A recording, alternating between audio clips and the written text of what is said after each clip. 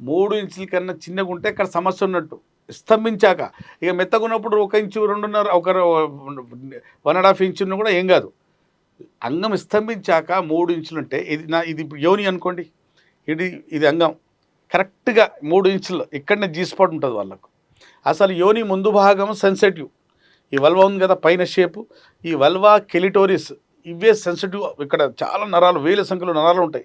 లోపల 3 ఇంచులకు G spot. ఇక్కడ రాపిడి చేస్తే భర్తకి నెల ఎంత ఉండమ్మా 4 to 6 ఇంచ్ ఉంటుంది లోపల. ఆడోళ్ళ యోని ఎంత ఉంటుంది అంటే కెనాలు 4 ఇంచు 6 ఇంచ్ వరకు ఉంటుంది. 3 ఇంచుల అంగం వెళ్ళగలిగితే చాలు. కాకపోతే ఆమె సుఖపడే వరకు ఇతను రాపిడి చేస్తుండాలి, స్ట్రోక్లు ఇస్తుండాలి.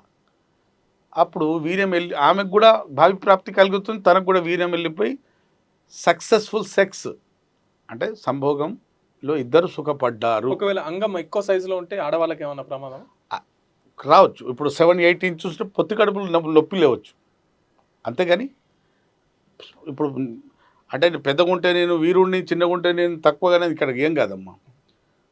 సైజు చిన్నగున్నా ఆమె భావి ప్రాప్తి చేసే వరకు ఒక మగాడిలో అంగంలో స్తంభన ఉండి తీరాలి అంతే.